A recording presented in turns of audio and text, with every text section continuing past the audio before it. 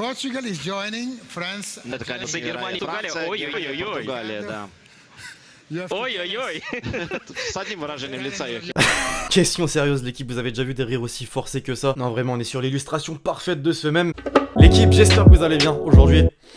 Ouais, t'as remarqué, hein. Ah, il était temps, à première vue, vous vous dites, ouais, il a juste déplacé son micro, il y a rien de flagrant, mais en fait, l'équipe, j'ai totalement changé mon setup, puisqu'il faut savoir que depuis 2015, depuis que je fais des vidéos sur YouTube, j'ai eu que 2 PC. Que 2 PC, c'est déjà bien, sauf que c'était 2 PC portables, et je peux vous dire qu'en termes de montage, au bout d'un moment, ah ouais, tu pètes un câble quand t'enregistres pas le fichier, que t'arrives au bout et que le truc se quitte tout seul. Non, c'était trop pour moi. Alors, petite question simple, basique, est-ce que vous voulez une vidéo complète de mon setup pour la fin de l'année 2019?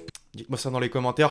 En attendant, on est en pleine semaine Ligue des Champions, ça n'a strictement rien à voir avec la vidéo du jour, mais c'est pour vous rappeler que j'ai rejoint la team Cashback, l'équipe. Pour ceux qui n'ont pas vu la vidéo de samedi, c'est important, allez la voir. Pour faire simple sur Cashback, l'équipe, tous les jours vous avez des pronos, des analyses complètes envoyées par mail à tous les abonnés et des statistiques pour une totale transparence des pronos perdus et pronos gagnés. D'ailleurs, en ce mois de décembre, on a plus de 80% de réussite. Offre spéciale d'ailleurs aujourd'hui l'équipe, puisque c'est pas 30 mais 50% de réduction que vous pouvez obtenir sur le site avec mon code LEXCITY50. Pour les intéressés, je vous mets un lien dans la description, n'hésitez vraiment pas, ne serait-ce juste pour voir ce qu'est le site. En attendant, pour ce qui est de la vidéo du jour, ça parle quand même de pronos, mais de l'Euro 2020, vous savez que la semaine dernière, l'équipe se sont réalisés les tirages au sort des phases de groupe. Il y a eu énormément de surprises qui nous concernent en particulier, puisque l'équipe de France se trouve dans le groupe F composé du Portugal, champion d'Europe 2016, de l'Allemagne, champion du monde 2014, et d'un barragiste que l'on ne connaît pas. Et nous, on est champion du monde 2018, faut le rappeler quand même. Je vais donc me servir du site Libération, l'équipe qui a déjà fait une simulation de la compétition, un peu comme ils avaient pu le faire lors de la Coupe du Monde 2018, c'est-à-dire que tu mets le premier, le deuxième de chaque groupe, et au fur et à mesure, on arrive au vainqueur de la compétition. D'ailleurs, n'hésitez pas vous aussi à vous rendre sur le site et à m'envoyer sur Twitter un petit screen de votre prono, ça m'intéresse réellement. Juste avant de débuter l'équipe, je vous rappelle quand même que cette vidéo est sponsorisée par OneFootball, l'application numéro 1 sur toute l'actualité du foot,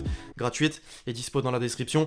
Alors c'est clairement une certitude, l'équipe en termes d'affiches, le groupe F de la mort composé de l'équipe de France, du Portugal, de l'Allemagne et d'un barragiste, on s'en bat les couilles. Ah ouais non, il va vraiment prendre cher ce barragiste. C'est le meilleur ce groupe, on ne pourra pas faire mieux, vraiment. En revanche, il y a vraiment de beaux groupes, comme le groupe A, tout d'abord de la Turquie qui a cassé les couilles à l'équipe de France, les Turcs, rien de personnel, mais on est quand même premier. L'Italie en totale renaissance avec 10 victoires sur 10 possibles, que je verrai première de ce groupe. Le Pays de Galles de Bell et de Ramsey qui a montré un beau visage mais qui a quand même buté jusqu'à obtenir sa qualification lors de la dernière journée. Et la Suisse, elle de son côté, s'est gentiment hissée à la première place de son groupe. Compliqué à savoir qui des trois va terminer à la deuxième place de ce groupe A, mais je vais quand même miser sur la Suisse. Le groupe B, ensuite plutôt relevé avec le Danemark d'abord qui s'est hissé à la deuxième place justement derrière la Suisse qu'on a cité juste avant. La Finlande qui semble être l'équipe la moins forte de ce groupe. La Belgique, à l'image de l'Italie qui a remporté tous ses matchs et que je vais mettre directement à la première place. Et la Russie, aka les tricheurs. Ah les tricheurs, je viens de voir la nouvelle du jour l'équipe, c'est quoi? C'est que les Russes sont interdits de compétition jusqu'en 2022, suite notamment à des histoires de dopage lors de la Coupe du Monde 2018. Toujours des bails sombres avec la Russie. En fait, qu'on se le dise, la deuxième place va se déterminer lors de la rencontre entre le Danemark et la Russie. Je vois bien les Danois prendre l'avantage, voilà Eriksen en tant que patron sur le terrain et Kasper Schmeichel, auteur d'une dernière Coupe du Monde exceptionnelle, lui aussi en grande forme. On enchaîne avec le groupe C, dès à présent je peux cliquer sur la première place des Pays-Bas. Et direct aussi, je peux le mettre l'Ukraine concrètement, les amis, pour moi. C'est la grande surprise de ces éliminatoires, puisque les Ukrainiens ont été d'une régularité impressionnante, zéro défaite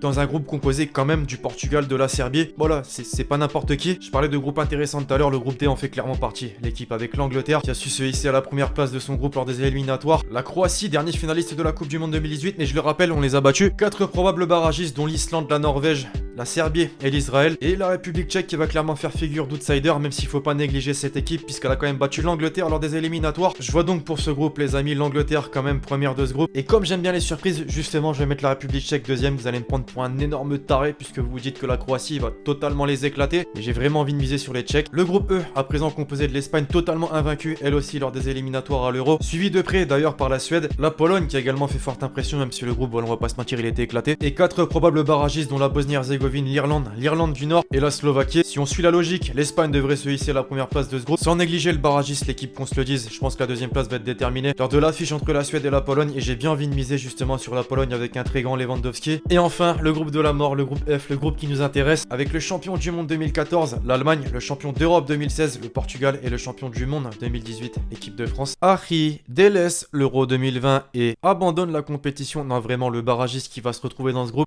Paix à son âme. Alors je vais pas faire le chauvin parce que je suis français, je vais mettre les Français premiers. Ce qui est possible, par contre, les amis, qu'on se le dise, lors de ces éliminatoires, on n'a pas du tout été irréprochable. Il y a eu beaucoup trop d'irrégularités, on n'a même pas réussi à trouver un vrai fond de jeu. Alors certains vont me dire, ouais, il y avait des blessures, ouais, il y avait des absents, c'est vrai. Mais pour moi, vraiment, il y a encore du travail d'ici le mois de juin. C'est pourquoi j'ai bien envie de miser sur une première place de l'Allemagne, suivi du de l'équipe de France, évidemment. La racaille portugaise n'est pas prête pour la revanche. Le mec balance sa haine dans son micro. Non, vraiment, l'équipe a une revanche à prendre. J'ai toujours pas digéré cette finale de l'Euro 2016. Bon, maintenant qu'on a parlé des équipes une par une, on va pouvoir aller un petit peu plus vite en sélectionnant les meilleurs troisièmes. Et même là, franchement, c'est pas facile du tout. Bon, je vais quand même miser sur la Croatie, le Portugal. Et encore, ça veut rien dire, puisque quand tu regardes un groupe composé des meilleures équipes, le troisième, généralement, n'a pas beaucoup de points. Et donc, n'est pas susceptible d'être le meilleur troisième. Je reste quand même sur le Portugal. Je vais miser également sur la Turquie. Et pour terminer, l'Autriche. Si jusque-là, mes pronos sont bons, ça nous donne 16 affiches pour les huitièmes de finale de la compétition. Allemagne-Turquie, je pars pour une victoire des Allemands. République tchèque-Pologne, je pars pour une victoire des Polonais. Belgique-Portugal, alors je sais que certains Belges ont la haine contre les Français depuis la Coupe du Monde 2018. Ça serait cool qu'après la France élimine le Portugal, vous, les Belges, vous mettez une fessée à votre tour au Portugais. Victoire des Belges. Italie-Ukraine, vraiment une très belle affiche, même si je vois vraiment l'Italie et sa montée en puissance de ces derniers mois prendre le dessus. Espagne-Autriche, logiquement l'Espagne. Angleterre-France, quelle affiche. Franchement, l'Angleterre va vraiment vouloir aller au bout de sa compétition. Surtout que la finale se joue à Wembley, au pays. Et bon, il y a une différence entre vouloir et pouvoir. Le mec totalement chevin qui va mettre l'équipe de France. Pays-Bas-Croatie. Aïe aïe aïe, cette affiche. Le dernier finaliste de la Ligue des Nations contre le dernier finaliste de la Coupe du Monde 2018. Je vais miser sur une victoire des Pays-Bas. Et enfin, Suisse-Danemark. Deux équipes qui se sont déjà affrontées lors des éliminatoires. Je vais miser sur une victoire de la Suisse. Quart de finale maintenant, Allemagne-Pologne. J'ai une totale confiance aux Allemands. Belgique-Italie. Alors là, vraiment, s'il y a cette affiche, c'est un vrai test pour les deux équipes. Je vois bien la Belgique prendre sa revanche de la dernière Coupe du Monde, dans le sens où vraiment ça s'est joué à rien contre l'équipe de France. Les Bleus, justement, face aux Espagnols de Luis Enrique. Il est revenu à la tête de la sélection. Et ça, franchement, c'est un plus qu'on se le dise. Si ce match a lieu, franchement, ça va se jouer à rien. Peut-être même en prolongation. Faut faire un choix, je vais miser sur l'équipe de France, toujours. Pays-Bas-Suisse, je vais miser sur les Néerlandais. Ça nous donne donc tout d'abord une demi-finale Allemagne-Belgique qui est à l'affiche. En fait, qu'on se le dise, là, l'équipe, on arrive sur des affiches impronosticables dans le sens où quand t'arrives à la fin d'une compétition en phase finale, ça se joue à rien, généralement. Allez, je vais miser sur une victoire de la Belgique. L'autre demi-finale France-Pays-Bas. Ensuite, si on parle de statistiques sur les 5 derniers France-Pays-Bas, c'est la France qui l'emporte avec 4 victoires. En revanche, la toute dernière affiche en date a été remportée par les Néerlandais, même si ça veut rien dire, je sais. Ce qui nous donnerait donc une finale Belgique-France pour l'Euro 2020. Ça serait le Saint Graal. Même si bon, je pense qu'on mettrait définitivement fin à l'amitié belge-français. Là, je peux sélectionner un vainqueur de la compétition, mais vous savez quoi, l'équipe, je vais même pas le faire. C'est vous qui allez me dire en commentaire en fonction des pronostics que j'ai effectués dans cette vidéo qui remporte la compétition, qui remporte ce match, cette finale entre la Belgique et la France. Ah voilà l'équipe, c'est à peu près tout pour mon pronostic de l'Euro 2020. Alors vraiment à prendre avec des pincettes à peu près 6 mois de la compétition avec des barragistes qui ne sont pas encore connus. Je pense que je referai une autre vidéo à un mois de la compétition. Compte sur vous si vous avez kiffé la vidéo pour lâcher le gros pouce bleu. N'hésitez pas vous aussi à faire ce pronostic. Je mettrai un lien du site dans la description. Puis d'ici là l'équipe, on se retrouve très vite sur la chaîne YouTube pour de nouvelles vidéos. C'était Lexity.